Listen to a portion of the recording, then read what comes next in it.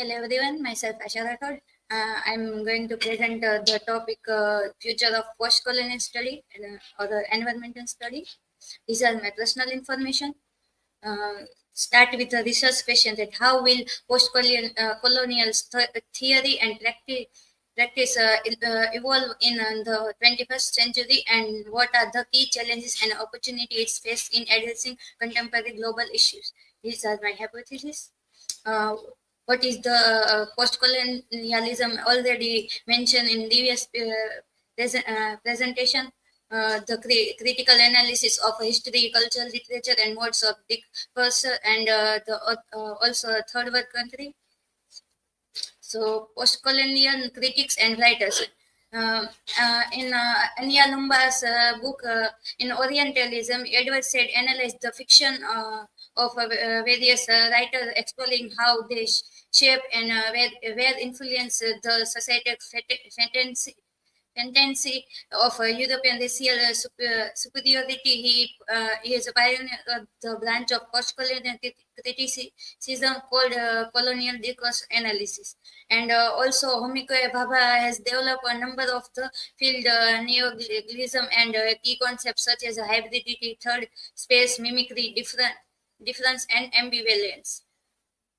And Western colonial works like Shakespeare's Tempest, Charles Bronte's Jane Eyre, and Jane Austen's Mansfield Park, Rudyard Kipling's Scheme, and Joseph Conrad's Heart of Darkness has been targeted of colonial discourse analysis. Why should we be concerned about the future of post-colonialism? Already we mentioned in that PPT that if a nation is decolonized, that doesn't always mean a nation is liberated. And Gayatri Spivak claimed that no longer have a post-colonial perspective. I think post-colonial is the day before yesterday.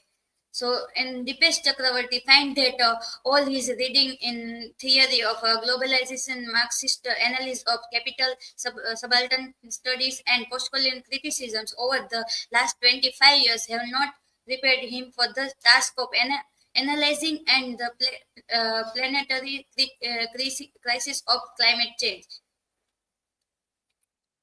Post-colonial eco-criticism. So, post-colonial eco-criticism is not a new field in post-colonial study, but many believe that post-colonial studies doesn't involve in environment study, and not that field. But eco-criticism is a branch of literary and cultural study that look at representation of the more than human world.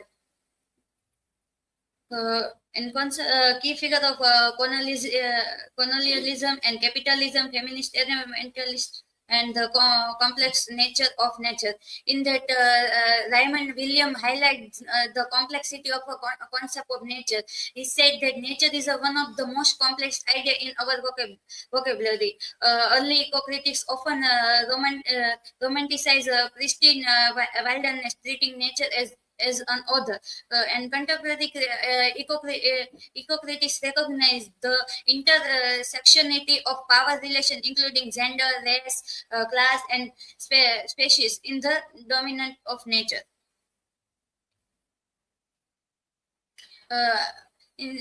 Environmental activism in global south, and case study in of here I put one example, Narmada Bachao Andolan.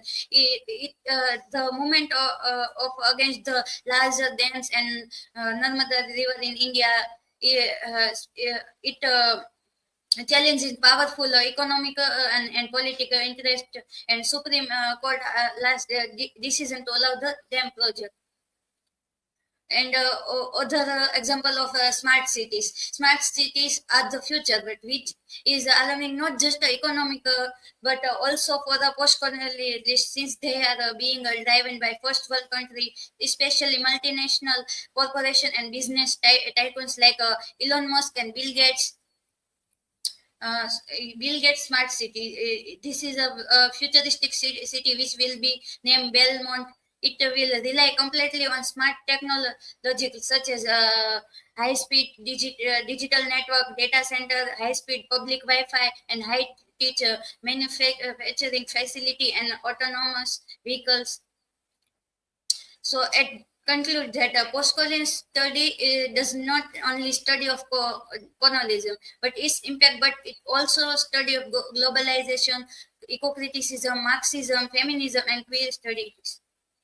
So here are my research question.